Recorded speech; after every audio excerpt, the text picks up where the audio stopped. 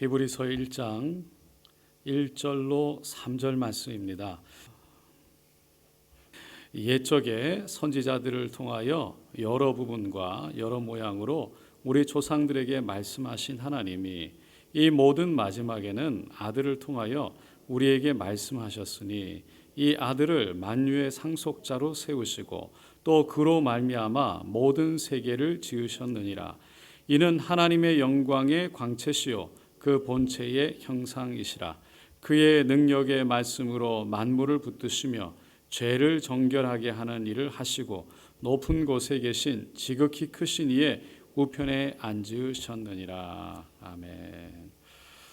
저는 오늘 히브리서 1장 1절로 3절 말씀을 가지고 우리의 존재 가치라는 제목을 함께 은혜를 나누고자 합니다. 오늘은 이제 2021년 첫 수요 예배인데요.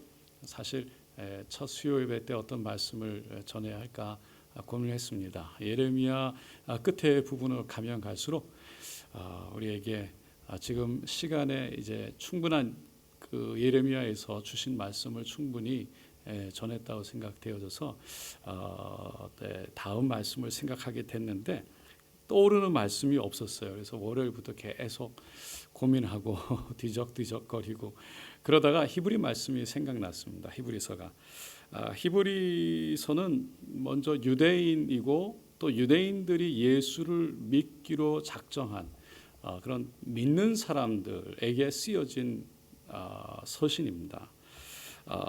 근데 그 당시에 참 어려운 일들이 있었죠. 유대교를 버리고 예수를 믿고 나왔는데 예수를 믿는 것이 어려웠어요. 믿음을 지키는 것이 어려웠어요.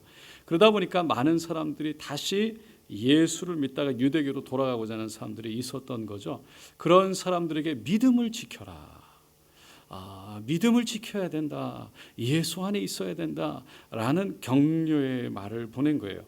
우리가 지금 참 코로나 바이러스로 인해서 이게 지금 백신이 나왔지만 또 이게 얼마나 언제까지 갈지 모르는 상황 속에서 또 우리가 얼굴을 대면하지 못하고 교회에 나오지 못하고 영상으로 예배를 계속 드리는 상황 속에 우리의 믿음을 지킨다는 것이 점점점 쉽지 않은 상황이 되고 또 그렇게 그냥 예배를 하나님 앞에 나와서 드리지 않고 그냥 영상으로만 예배를 드릴 때 우리가 정말 하나님께서 우리에게 부어주신 그 은혜들을 붙잡고 날마다 새로운 그런 영혼의 살아남이 있어야 되는데 그런 것을 경험하지 못할 때 결국은 영상 예배를 드리다가 또 편하게 그런 말씀 하시더라고요. 침대에서 예배 드리다가 그 다음에는 밥 먹으면서 예배 드리다가 그 다음에 어디 가면서 그냥 틀어놓고 예배 드리다가 그러니까 뭐 예배가 하나님 앞에 드려지는 우선순위가 아닌 결국은 뭔가 하나를 해야 되는 하나의 어떤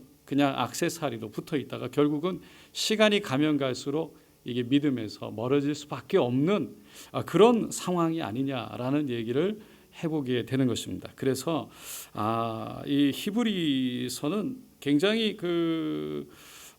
좀 우아한 문체 또 아주 특별한 아주 대단한 문체로 쓰여졌는데 그래서 사도 바울이 기록한 거 아니냐는 사람들이 많이 얘기를 하지만 실제로 사도 바울의 문체와 좀 다르기 때문에 많은 목사님들이 아마 이거는 사도 바울이 아닌 다른 사람이 썼을 가능성이 있다 라고 제기를 하고 있죠. 어쨌든 신학적 견해에 따라서 사도 바울이 썼다고 말하는 사람이 있는가 하면 또 아니다라고 아직 누군지 모른다라고 말하는 사람들도 있습니다. 근데 한 가지 분명한 것은 예수님의 제자가 적은 것은 아니라는 거죠. 그런데 예수님을 직접 만났던 사람으로부터 배웠던 사람이 적었다는 겁니다.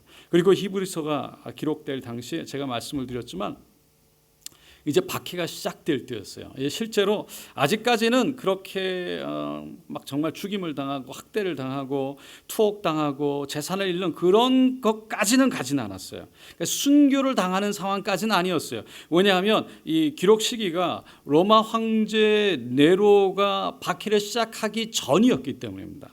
이 히브리서를 받아보는 그 수신자들에게 어쨌든 박해와 핍박으로 인해서 이 정말 어려워지고 있는 상황 속에서 점점점 예수님으로부터 멀어지는 그 상황 속에 그 사람들에게 아니다. 5장 1절에 보면 모임을 패하는 자처럼 하지 마라. 자꾸 자주 모이지 않으려고 하는데 그러지 말아라. 책망하면서 믿음을 버리는 죄를 벌하지 말아라. 그렇게 권면하고 있습니다. 그러면서 히브리서가 유대교를 믿다가 결국은 예수님을 영접하고 그러다가 어려워지니까, 믿음을 지키는 게 어려우니까 다른 유대교를 믿는 유대인들 같은 동족으로부터 어려움을 당하고 로마 사람들로부터 어려움을 당하니까 결국은 믿음에서 떠나는, 그러면서 유대교로 다시 돌아가야 되겠다라고 결정하는 사람들이 나오기 시작한 거예요. 그래서 이 기독교의 핵심인 히브리서는 예수님이란 누군가, 십자가에서 이룬 구속 사역의 그 중요성, 그것을 설명하기 위해서 결국은 구약 성경 말씀을 계속 인용해서 쓰고 있습니다. 구약 성경은 유대교 사람들이 성경, 하나님이 주신 말씀이라고 믿었기 때문에 구약에서 하나님이 예비하신, 말씀하신 메시아, 그 예수, 구세주가, 그리스도가 바로 예수다라는 것을 증명하기 위해서, 드러내기 위해서 계속 구약 성경 말씀을 인용하면서 히브리서 기자는 쓰고 있습니다. 그래서 예수님의 뛰어나심, 예수님의 특출하심, 또 조상들보다 뛰어나심, 어떤 천사들보다 더 뛰어나신, 높으신 그런 예수님에 대해서 그분의 인격, 그분의 이름을, 타이틀을 20개 이상, 아들, 주님, 대사장, 사도, 믿음의 주여, 온전케 하시는 이 등등등 이렇게 그 예수님을 표현하면서 결국은 그 유대인 믿는 사람들을 격려하고 정말 예수님이 누군지, 믿음 안에 있어야 되는지를 설명하고 있는 겁니다. 많은 히브리서를 받아봤던 유대인들이요, 그 당시에 선지자 모세, 엘리야, 이사야, 예레미야, 아모스 이런 선지자들을 굉장히 존중하고 존경하고 결국 천사를 또 신격화하고 오히려 천사를 받아들여서 오히려 예배, 섬김의 대상으로 삼아까지 했습니다. 그래서 천사를 숭배하는 그런 일들까지 있었는데 히브리서 기자는 예수님이 구약에서 나오는 선지자들보다, 천사들보다 훨씬 더 뛰어난 분이다 라고 얘기를 하면서 우리들도 그렇다라고 정말 하나님의 그 은혜를 설명하고 있습니다. 그래서 1절부터 3절까지 옛적의 선지자들을 통하여 여러 부분과 여러 모양으로 우리 조상들에게 말씀하신 하나님이, 선지자들 또 그 조상들에게 말씀하신 구약 성경의 말씀들을 쭉 얘기를 하는 거죠. 이 모든 날 마지막에는 아들을 통하여 그 예수를 얘기하고 있어요. 우리에게 말씀하셨으니 이 아들을, 예수를 만유의 상속자로 세우시고 하나님의 모든 권한과 권세와 결국 또 그로 말미암아 모든 세계를 지으셨느니라. 결국 그로부터 모든 세계가 만들어졌는데 이는 하나님의 영광의 광채시요. 예수님이 이렇다는 거예요. 본체 형상이시라, 즉 하나님이시라는 거죠. 그의 능력의 말씀으로 만물을 붙드시며 죄를 정결하게 하시는 일을 하시고 높은 곳에 계신 지극히 크신 이의 우편에 앉으셨느니라. 결국은 하나님께서 독생자 예수를 통해 이 땅의 모든 죄를 정결케 하시고 십자가에 죽으셨지만 다시 살아 일으키셔서 하나님 우편에, 부활의 능력으로 하나님 우편에 앉으셨다라는 겁니다. 그래서 그 아들 예수님, 그분이 곧 바로 하나님이시다 라는 것을 지금 설명한 거예요. 그러면서 4절로 14절까지 천사보다 뛰어난 그 예수님에 대해서 쭉 5가지로 얘기를 해요. 그때 그 당시에 제가 말씀드렸지만 천사를 숭배했어요. 천사가, 왜냐하면 하나님이 직접 오신 게 아니고 천사를 구약 시대에는 보냈잖아요.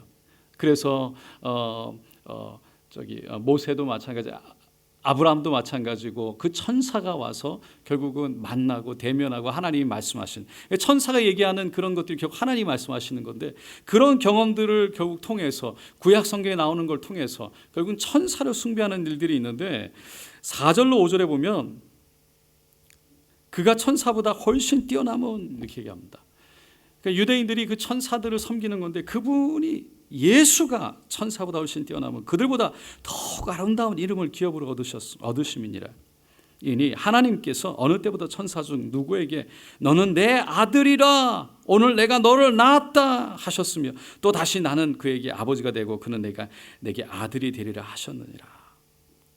하셨느냐라고 말하죠. 그러니까 예수님이 천사보다 뛰어난 건 하나님이 아들이시고, 하나님이 천사의 아버지가 아니라 하나님이 조물 주시고, 천사가 피조물이지만 하나님은 예수님의 그리스도의 아버지가 되신다는 거죠. 그래서 이 예수님이 진짜다 설명하는 거예요. 그리고는 6절로 7절에 뛰어난 위엄을 가지고 있기 때문이다 라고 설명합니다. 또 그 만화들을 이끌어 세상에 다시 오게 하실 때에 하나님의 모든 천사들은 그에게 경배할지어다 말씀하시며, 또 천사들에 관하여는 그는 그의 천사들을 바람으로 그의 사적자들을 불꽃으로 삼으시느니라 하셨으되. 그리고 8절로 9절에 중요한 역할 때문이다. 아들에 관하여는 하나님의 주의 보좌는 영영하며 주의 나라의 균은 공평한 균이다. 주께서 의를 사랑하시고 불법을 미워하셨으니 그러므로 하나님 곧 주의 하나님이 즐거움의 기름을 주께 부어 주를 동료들보다 뛰어나게 하셨도다 하였고, 그리고 네 번째로 변하지 않기 때문이다. 10절로 12절 말씀이고요. 나오고 있군요. 네.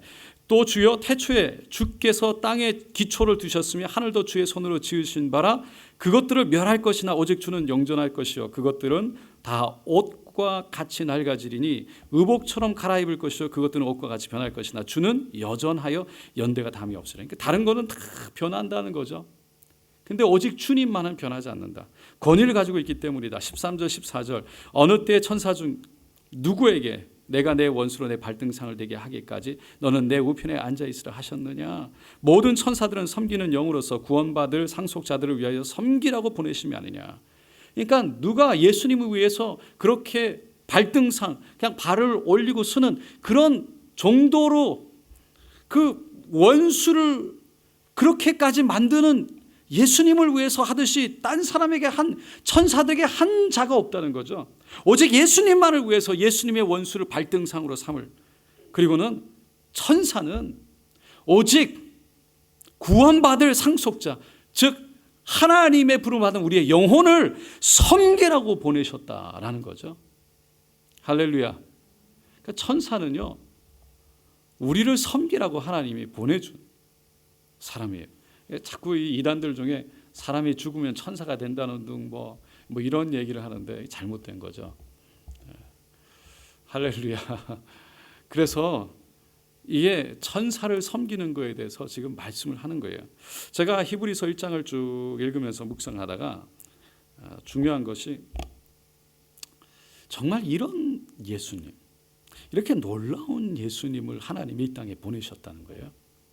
그리고 이 예수님이 우리 같은 사람을 위해서, 정말 죄가 많은 우리를 위해서 자신의 생명을 아낌없이 십자가에 내어주셨어요.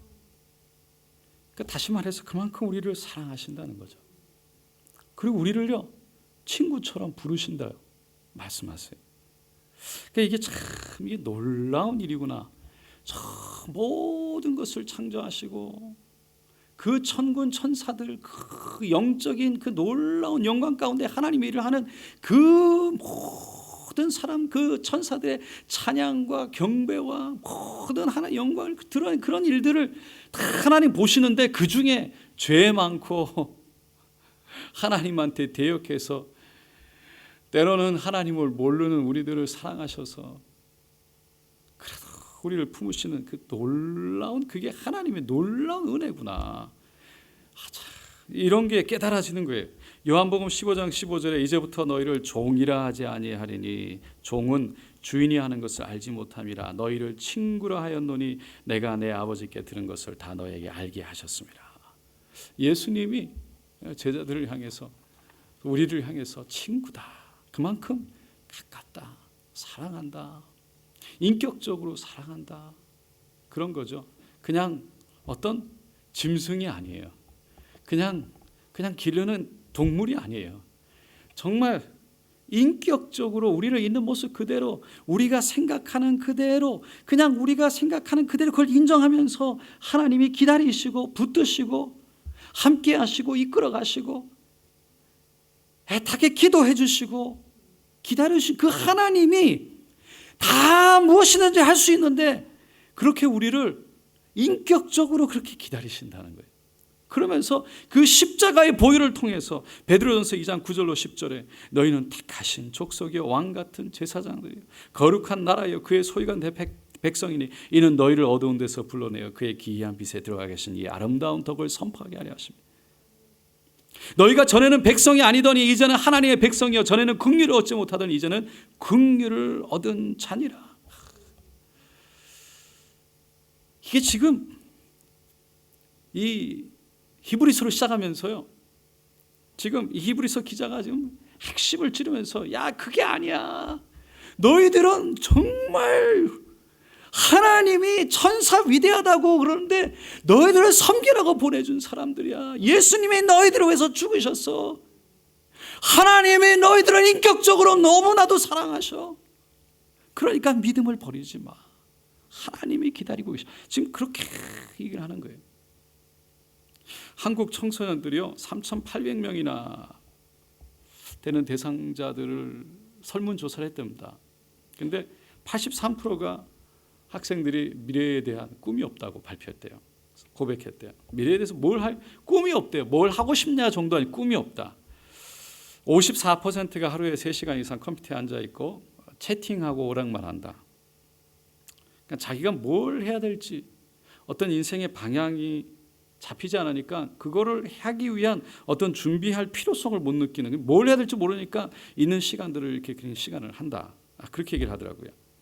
영국에서 평생 구걸만 하던 한 할아버지가 식사를 하지 못했어요. 그래서 어느 집 찾아갑니다. 그리고 내가 못 먹어서 그런데 햄버거를 하나 살 돈을 달라고. 근데 집 주인이 불쌍히 여기서 햄버거 살 수 있는 돈을 줬어요.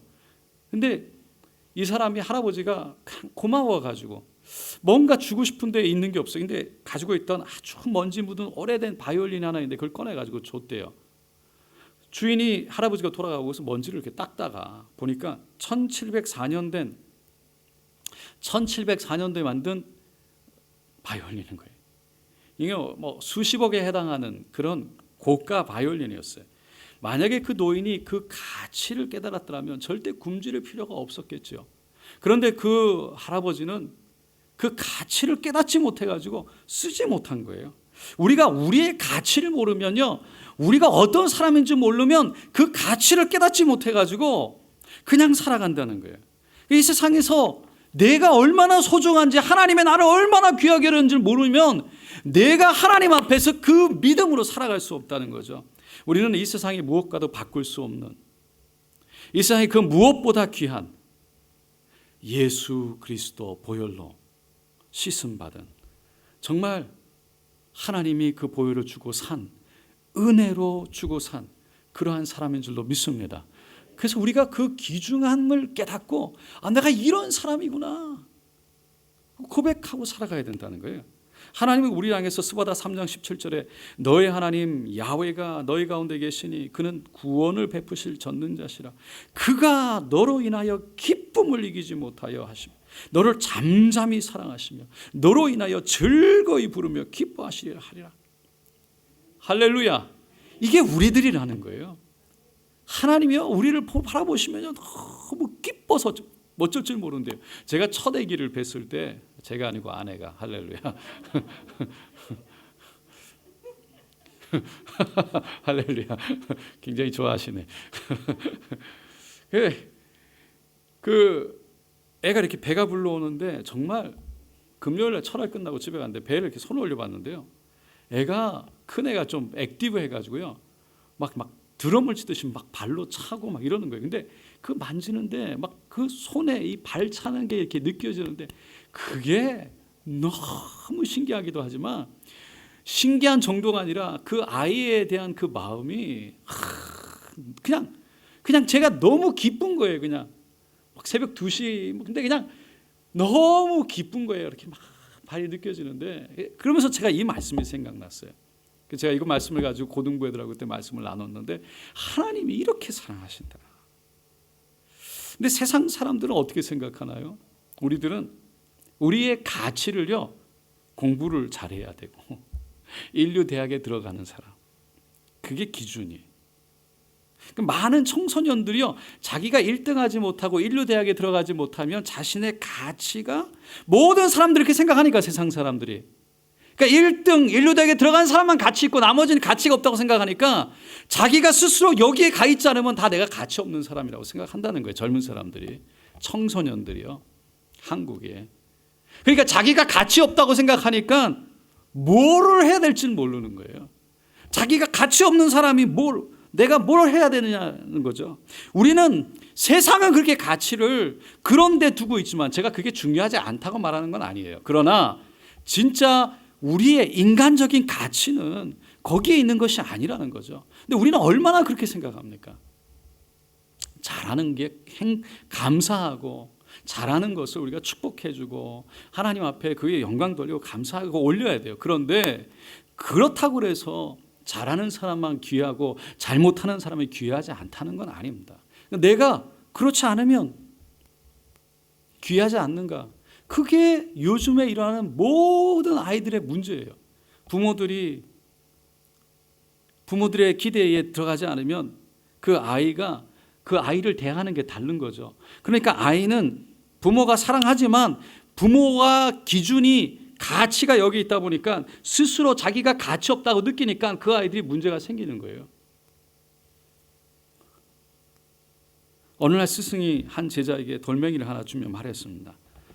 이걸 시장에 가서 파는 척만 하고 팔진 말라고. 그래서 스승 말씀 따라서 시장 어귀에 가가지고 한 구석에 가서 하얀 보자기를 깔고 돌멩이를 그냥 하나 놔뒀대요. 그런데 그 모습을 이렇게 지켜보고 있던 한 노인이 궁금하기도 하고 해서 또 궁금증도 들고 해서 또 그 청년이 앉아가지고 한동안 있는 걸 보니까 불쌍하기도 해서 찾아갔습니다. 그래서 젊은이 뭐 돌멩이 얼마에 팔 작정이요? 그랬더니 말을 안 하는 거예요. 그러니까 노인이 그냥 내가 5,000원 줄 테니까 그냥 가서 저녁이나 먹고 들어가라고. 그런데 대답을 안 하는 겁니다. 안 팔아요. 그러니까 노인이 갑자기 마음에 가만히 있다가 저 돌이 보통 돌이 아닌가 보다. 그래서 10,000원을 주겠다. 그런데 대꾸도 안 하는 거예요. 뭐 그러면서 사람들이 몰려들기 시작합니다. 그러니까 긴 보자기에다 돌멩이 하나가 이렇게 올려져 있는데 사람들이 와서 보니까 막 몰려오니까 막 자기들끼리 수근수근 거리는 거예요. 야, 저 돌멩이가 그냥 물에다 집어넣어서 끓여가지고 먹으면 만병통치약이래. 저 돌멩이가 주머니에 넣고 다니면 그냥 복이 굴러 들어오는데 저 돌멩이가 예술적 가치가 뛰어나서 엄청나게 비싼 거래. 뭐 저 물에다가 집어넣으면 정수하는 능력이 있어가지고 금을 마시면 뭐 육각형이 된다는 등 막 이런 얘기를 막 하는 거예요. 그래서 근데 가만히 있는 거예요. 청년이 팔지도 않고 뭐 말도 안 하고 사람들이 안달을 나서 가격을 올렸답니다. 5만 원, 6만 원, 10만 원, 30만 원, 40만 원, 50만 원까지 올라갔어요. 그런데 청년이 꿈쩍 안 한 거예요. 근데 할아버지가 노인이 가만히 생각하니까 내가 제일 먼저 발견했는데 그러니까 내가 먼저 사는 게 순리잖아. 그러면서 그걸 막 설명하는 거예요. 그러면서 마지막으로 내가 100만 원을 줄 테니까 팔라고. 청년이 그냥 팔려고 나온 것이 아니라 시세를 알아보려고 나왔습니다. 그리고 두루 싸가지고 먹으라는 거죠. 근데 스승을 만났는데 스승이 그랬어요. 사람들이 정해놓은 가치라, 사람들이 정하는 가치라 얼마나 헛된 것인지 알겠느냐. 여러분, 세상의 가치라는 것은 디만드와 서플라이, 그러니까 제가 지금 이걸 한국말 안 했네요. 저기 수요와 공급에 의해서 정해지는 거예요. 가격은. 할렐루야. 수요와 공급에 의해서 정해지는 거예요. 집값도 수요와 공급에 의해서 정해지는 거예요. 아무리 좋은 거라도 사람이 좋은 직업이라도 그게 직업에 사람이 많아지면요 당연히 떨어질 수밖에 없어요. 다 아무나 하는 거면 그 값이 떨어질 수밖에 없어요. 아무리 좋은 거라도. 그런데 아무리 안 좋은 거라도 우리가 보기에 아무도 안 하려고 그러고 아무도 안 해. 그 누군가 하려고 그러고 그게 그냥 아무도 안 하니까 가격이 올라가는 거예요. 수요와 공급 그걸로 가는 거예요. 세상의 가치라는 게 그렇다는 거죠. 그러니까 판단 기준이요 우리가 생각하는 대로 가는 게 아니에요. 대부분이 뭐에 따라서 결정돼요? 자기 욕심에 의해서. 사람들이 욕심을 해서 더 살려고 하면 가격이 올라가는 거고 사람들이 내가 더 얻으려고 내가 더 받으려고 해가지고 자꾸 사람들이 다 올리면 더 올라가는 거예요. 그러니까 결국은 욕심에 의해서 사람들의 생각에 의해서 결정되는 거예요. 가치라는 건. 우리 믿는 사람들은 세상의 가치관을 따라가는 게 아니고 말씀의 가치관을 따라가야 되는데 우리도 우리 스스로가 사람들을 바라보면서 그렇게 가치관을 먹이는 거 아니냐는 거죠. 근데 우리가 그리스도인들이 세상 가치관을 따라 살면 자기 안에 늘 불안한 거죠. 내 가치가 항상 바뀔 수 있는 거예요. 오늘은 내가 성공한 것 같은데 지금 코로나 바이러스가 이렇게 일어나면 갑자기 잘 되던 게 뚝뚝 떨어지고, 누가 마스크를 쓰고 다녔어요? 마스크? 병원에서 다 쓰던 건데 지금 마스크 없어서 못 팔 정도가 됐고, 마스크를 만드는 회사는 완전 대박 났어요. 그러니까 가치라는 것이, 그러니까 안정이라는 것이 이게 어떻게 언제 어떻게 변화될지는 모르는 거예요. 그러니까 세상에 사는 사람들은, 거기에 가치관을 두는 사람들은 늘 불안할 수밖에 없어요. 근데 말씀에 가치관을 두는 사람은 내가 가치가 변하는 게 아니니, 내 가치가 변하는 게 아니니까 하나님의 나를 어떻게 바라보는지 그 가치가 변화되지 않는다는 걸 아니까 늘 안정이 있는 거예요. 자신의 소중성이, 자신의 그 소중함이 변화되지 않는 거예요. 그거를 깨닫고 살아가는 거죠. 그러니까 자신이 있는 거예요. 그게 기독교 신앙이에요. 기독교 신앙에 있는 사람들이 그래서 자녀들이 잘 된다고 하는 것이 신앙이 어떻게 뭘 하는 것이 아니라, 그 신앙 속에 자신의 누군가를 알고 있기 때문에 그 자신에 대한 자긍심과 자간 자존감을 갖고 있으니까 용감할 수 있고, 떳떳할 수 있고, 용기를 가질 수 있고, 힘을 가질 수 있고, 감사하고 기뻐하고 자신 누군지를 아니까 늘 어디에 가서나 힘있게 할 수 있는 거죠. 아무리 좋은 대학을 아무리 좋은 직업을 갖고 있어도 늘 미래에 대한 불안함을 갖고 있고, 늘 앞으로 어떻게 될지 모르는 자기 자신의 가치에 대해서 변동성을 가지고 있는 사람들은요, 불안한 거예요. 밖으로는 그런 척하지만 속은 불안한 거죠. 그러면서 늘 불안해하며 살아가는 거예요. 그걸 감추기 위해서 오히려 더 안 그런 척하는 수도 있고. 기독교 신앙은 자신을 죄인이라고 깨닫게 하는 동시에 그 죄를 용서해 주신 하나님의 은혜를 깨닫고, 그리고 그 용서함 받은 자가 하나님의 자녀, 아들이, 딸이 되었다는 것을, 그래서 하나님께서 나를 귀하게 보신다는 걸 받아들이고 사는 사람이에요. 성경은요, 인간의 가치를 매우 중요하게, 소중하게 생각합니다. 누가복음 15장에 보면 그 99마리를 내려놓고 한 마리 잃어버린 양을 위해서 찾아가는 그 예수님의 비유, 동전 하나, 그리고 탕자를 기다리는 아버지의 모습을 설명하면서 그 하나님 아버지의 마음을 설명하는 거예요. 예수님은 그 당시에 사회적으로, 종교적으로 봤을 때 정말 아무런 가치 없는 99마리를 내려놓고 한 마리를 찾아가는 것이 이해가 안 가고, 10개 동전 중에 한 동전을 잃어버린 것 때문에 그걸 그렇게 찾는다는 것이 말이 안 되고, 그 모든 아버지 재산 반을 다 날려버린 그 탕자를 위해서 그렇게 매일같이 기다린다는 것이, 세상 사람들이 그 물질의 가치로 봤을 때는 이해가 안 가는 거지만 아버지의 마음으로 봤을 때는 그게 아니다는 거죠. 그래서 예수님은 한 사람, 한 인간의 중요성, 가치를 말씀하고 있어요. 그러니까 기독교 신앙은 예수 안에서 자신의 가치를 새롭게 발견하는 거예요. 그래서 옛것은 지나갔으니 보라 새 것이 되었도다. 우리가 새로운 존재가 된 거죠. 내가 뭐가 바뀐 게 아니라 내 신분이 바뀐 거예요. 옛날에는 죄인의 마귀의 자식, 죄인으로 살아갔던 정말 하나님 앞에서의 가치 없는, 그러나 지금은 신분이 하나님의 자녀라는 신분이 바뀐, 내가 뭘 가진 게 아니고 내가 뭘 더 얻은 것이 아니라 내가 신분이 바뀐 사람으로 살아가게 됐다는 겁니다. 영국의 대상 관계, 이 관계 이론가인 도널드 위니켓이라는 분이 있는데, 이분이요, 인간에 있어서 최초의 거울은 어머니의 얼굴이다라고 했답니다. 아이들은 어머니를 통해서 자기 자신을 만난대요. 엄마가 반응하는 모습을 보면서 어렸을 때 자신의 가치를 어느 정도 결정하게 된답니다. 젖을 먹으면서 엄마 얼굴이 찡그러져 있고 막 그러면 그 아이도 자신 때문에, 혹시 아이들이 그렇죠, 엄마 아빠가 힘들게 이렇게 되면 나 때문에 그런가, 그런 생각을 해요, 아이들이요. 자기를 스스로 그래서 미워하게 되고, 나 때문에 이렇구나. 그래서 아이들이 그때 괴로워지고 막 힘든 거죠.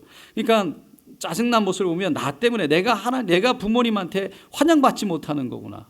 이런 생각을 하게 되니까 아이들이 힘든 거죠. 그런데 엄마가 밝고 호나하고 평화롭고 그러면은 자신을 사랑스러운 귀한 존재로 생각한다는 거예요.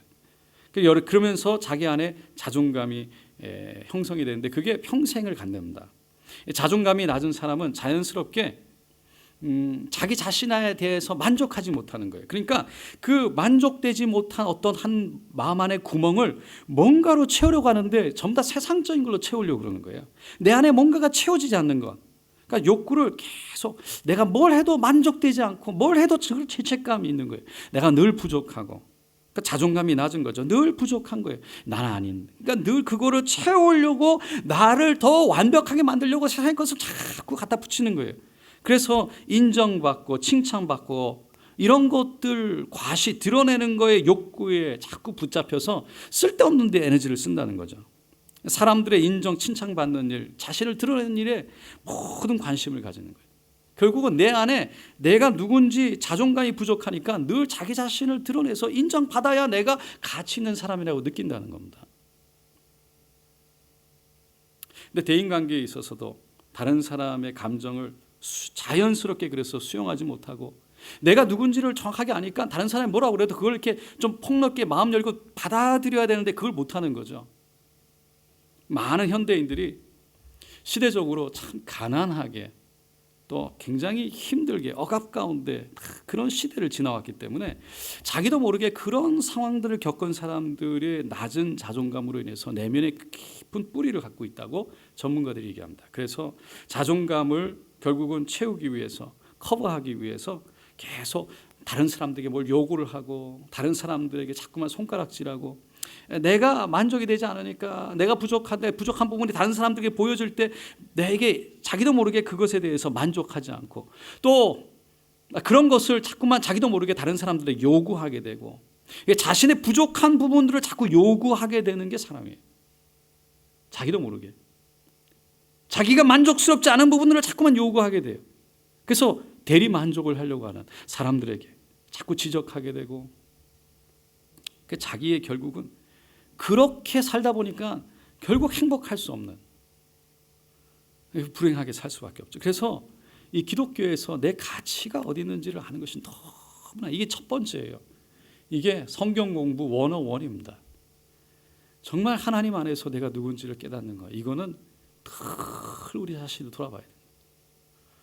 늘 아무것도 할 줄 모르는 한심한 존재라고 생각하는 학생이 있었습니다. 나는 왜 이렇게 아무것도 잘하는 것이 없을까? 나는 왜 이렇게 나는 이렇게 근데 그 고민하다가 자신이 평소에 존경하는 선생님을 찾아갔대요. 그리고는 그 고민을 얘기를 했습니다. 나는 왜 잘하는 게 없을까? 근데 학생의 이야기를 들은 선생님이 이런 말을 했대요. 세상에 단 2장밖에 없는 우표, 스탬프, 우표가 있는데 이 세상에 단 2사람만이 하나씩 갖고 있었단다. 그런데 어느 날 한 사람이 다른 한 사람한테 가가지고 그 우표를 나한테 팔라고 그래요. 근데 이 사람이 팔라고 하니까 가격을 물어보는데 이 사람이 보통 그 우표 값보다 더 많이 부르니까 이 사람이 더 비싸게 우표를 부르는구나. 그러고는 팔았대요. 그런데 이 사람이 우표를 받자마자 바로 그 자리에서 찢어버린 거예요. 너무나 놀랐습니다. 사람들이 그 비싼 우표를 왜 찢냐고. 근데 이 사람이 하는 말이 이제 이 세상에 이 우표는 단 하나밖에 없다고. 이제 부르는 게 값이라고. 실제 2개를 붙인 가격보다 몇 배 가격으로 하나를 팔았다는 겁니다. 그러면서 선생님이 제자의 손을 꼭 붙잡고 이렇게 얘기합니다. 하찮은 종이 그 하나에도 불과한 우표 그것이 세상에서 단 한 장만 있다는 사실로 그 가치가 엄청나듯이 너도 마찬가지란다. 너는 지금 이 사실을 잊고 있는 것 같구나. 너라는 존재는 세상에 단 하나밖에 없단다. 그래서 너의 가치는 값으로 매길 수가 없는 거야. 우리는 우리 자신을 즐거워하지 못하는 이유가 우리 자신을 다른 사람과 비교하기 때문이 아닐까요? 저 사람과 비교해서 내가 좀 나은 것 같으면 우리도 모르게 내가 좀 낫구나. 저 사람보다 조금 떨어진 것 같으면 스스로 평가하는 거예요. 근데 우리가 어디에 기준을 두냐는 거죠. 우리의 가치를 우리가 어디 기준에, 나를 어떻게 보고 있느냐, 나의 기준은 어디 있느냐. 건강한 사고를 가진 기준, 다른 사람들이 가지는 기준이 아니라 하나님의 나를 창조했다는 그 기준을 가지고 우리는 살아갑니다. 그리고 우리가 그렇게 특별한 존재일 수밖에 없다는 것은 오직 하나님의 은혜라는 것을 알고 살아가는 사람이 그리스도인입니다. 우리 스바냐 3장 17처럼 하나님은 우리를 잠잠히 사랑하시고, 그리고 우리를 볼 때마다 너무 기뻐 즐거워 우리를 부르시고, 그리고 우리와 지금도 이 시간 함께 하시는 줄로 믿습니다. 이 사실을 우리가 깨닫고 천사보다, 세상의 어떤 것보다 너무나 귀한 우리 자신들을 위로하고 격려하면서 하나님이 나를 사랑하신다는 사실을 붙잡고 오늘도 하늘을 향해 머리를 들고 손을 들고 용기를 갖고 살아가는 저와 여러분 되시기를, 예수 안에 있게 되시기를 예수님의 이름으로 축원드립니다.